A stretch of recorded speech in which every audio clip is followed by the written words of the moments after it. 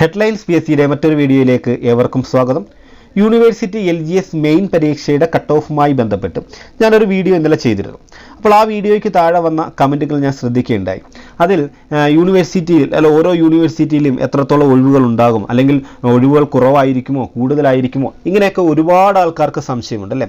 അതുകൊണ്ട് മാത്രമാണ് ഞാൻ ഇന്നിങ്ങനെ ഒരു വീഡിയോ ചെയ്യാനുള്ള കാരണം. അപ്പോൾ അതിലേക്ക് പോകുന്നതിന് മുമ്പ് ഒന്ന് രണ്ട് കാര്യം നിങ്ങളോടൊന്ന് സൂചിപ്പിക്കാൻ ഞാൻ ആഗ്രഹിക്കുക. അത് മറ്റൊന്നുമല്ല, അതായത് നിങ്ങൾ ഈ യൂണിവേഴ്സിറ്റി LGSൻ്റെ മെയിൻ പരീക്ഷ എങ്ങനെയായിരുന്നു എഴുതിയത്?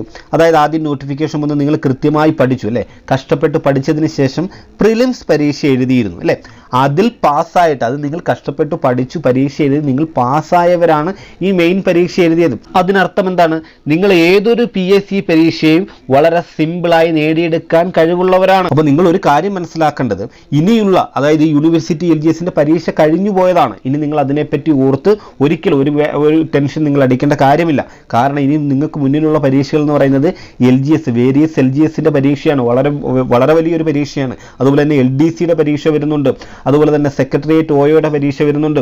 അങ്ങനെ വളരെ നല്ല ഒരു ഓപ്പർച്യൂണിറ്റി നിങ്ങളുടെ മുന്നിൽ ഇങ്ങനെ തുറന്നു കിടക്കുമ്പോൾ നിങ്ങൾ ഒരിക്കലും ഈ കഴിഞ്ഞ പരീക്ഷയെ ഓർത്തിട്ട് അതിൻ്റെ കട്ട് ഓഫ് എത്രയായിരിക്കും, അല്ലെങ്കിൽ അതിൻ്റെ വേക്കൻസി എത്രത്തോളം വരും, ഇതൊന്നും ആലോചിച്ച് നിങ്ങൾ വെറുതെ നിങ്ങളുടെ സമയം കളയാതെ നിങ്ങൾ തീർച്ചയായിട്ടും നിങ്ങളുടെ ആ പഠനം കണ്ടിന്യൂ ചെയ്യുക. വളരെ നല്ല രീതിയിൽ ഒന്ന് മൂർച്ച കൂട്ടി നല്ല രീതിയിൽ പഠിക്കാൻ ശ്രമിക്കുക.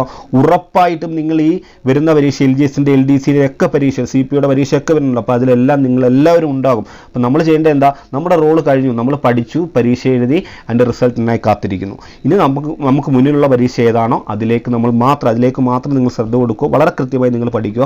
ഉറപ്പായും ടോപ്പ് റാങ്കിലേക്ക് നിങ്ങൾ വരും. നിങ്ങൾ ആ ലിസ്റ്റിലുണ്ടാവും. നിങ്ങൾക്ക് ജോലിയും കിട്ടും. എന്തായാലും നമുക്ക് ഈ ഒഴിവുകൾ, യൂണിവേഴ്സിറ്റിയിൽ നിലവിൽ ഒഴിവുകൾ എത്രത്തോളം റിപ്പോർട്ട് ചെയ്തു എന്ന് നോക്കാം. അതായത് നിങ്ങളുടെ യൂണിവേഴ്സിറ്റി LGS പരീക്ഷയുടെ നോട്ടിഫിക്കേഷൻ വന്നതിന് ശേഷം ആ ഒരു സമയത്ത് PSCക്ക് ചില സർവകലാശാലകൾ ഒഴിവുകൾ റിപ്പോർട്ട് ചെയ്തിട്ടുണ്ട്. അതായത് നോട്ടിഫിക്കേഷൻ വന്ന സമയത്തുള്ള കാര്യമാണ് ഞാൻ പറയുന്നത്. അന്ന് ഒഴിവുകൾ റിപ്പോർട്ട് ചെയ്ത സർവകലാശാല ഏതൊക്കെയാണ് നമുക്കൊന്ന് നോക്കാം. അതായത് കാലിക്കറ്റ് സർവകലാശാല, കണ്ണൂർ സർവകലാശാല, അഗ്രികൾച്ചറൽ സർവകലാശാല, സംസ്കൃത സർവകലാശാല, ആരോഗ്യ സർവകലാശാല, കുഫോസ് അല്ലെ. അപ്പോൾ ഇത്രയും സർവകലാശാലകളായിരുന്നു അന്ന് ഒഴിവുകൾ റിപ്പോർട്ട് ചെയ്തിരുന്നത്. അതായത് എത്ര വീതം ഒഴിവുകളായിരുന്നു അവർ റിപ്പോർട്ട് ചെയ്തിരുന്നത് നമുക്ക് നോക്കാം. അതായത് കാലിക്കറ്റ് സർവകലാശാലയിൽ നിന്നും 19 ഒഴിവുകളായിരുന്നു അന്ന് റിപ്പോർട്ട് ചെയ്തിട്ടുണ്ടായിരുന്നത്. ഓക്കെ, അന്നത്തെ കാര്യമാണ് ഞാൻ പറയുന്നത്. അവിടെ ഇങ്ങോട്ട് ആനുപാതികമായിട്ട് തീർച്ചയായിട്ടും ഒഴിവുകൾ വർദ്ധിക്കും. പിന്നീട് കണ്ണൂർ സർവകലാശാല 18 ഒഴിവുകളായിരുന്നു റിപ്പോർട്ട് ചെയ്തിട്ടുണ്ടായിരുന്നത്. അഗ്രികൾച്ചർ സർവകലാശാല 6 ഒഴിവുകൾ റിപ്പോർട്ട് ചെയ്തിട്ടുണ്ടായിരുന്നു. സംസ്കൃത സർവകലാശാലയിൽ നിന്നാണ് കൂടുതൽ ഒഴിവുകൾ അന്ന് റിപ്പോർട്ട് ചെയ്തത്. 27 ഒഴിവുകളായിരുന്നു റിപ്പോർട്ട് ചെയ്തത്. ആരോഗ്യ സർവകലാശാല 17 ഒഴിവുകൾ റിപ്പോർട്ട് ചെയ്തിട്ടുണ്ടായിരുന്നു.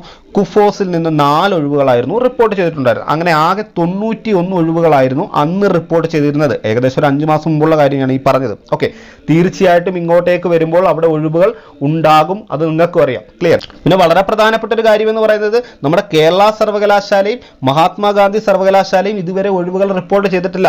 തീർച്ചയായിട്ടും നമുക്കറിയാം ഏറ്റവും കൂടുതൽ ഒഴിവുകൾ വരാൻ സാധ്യതയുള്ള 2 സർവകലാശാലകളാണ് ഈ കേരള സർവകലാശാലയും മഹാത്മാഗാന്ധി സർവകലാശാലയും. ഇപ്പോൾ നിലവിൽ നമുക്കറിയാൻ കഴിയുന്നത് കേരള സർവകലാശാലയിൽ നിന്നും ഏകദേശം 400ഓളം ഒഴിവുകൾ റിപ്പോർട്ട് ചെയ്യപ്പെടാനുണ്ട് എന്നാണ്. അതുപോലെ തന്നെയാണ് നമ്മുടെ മഹാത്മാഗാന്ധി സർവകലാശാലയും ഇതേ അനുപാതത്തിൽ ഏകദേശം 400ഓളം ഒഴിവുകൾ, 400 മുകളിലേക്ക് വരാം.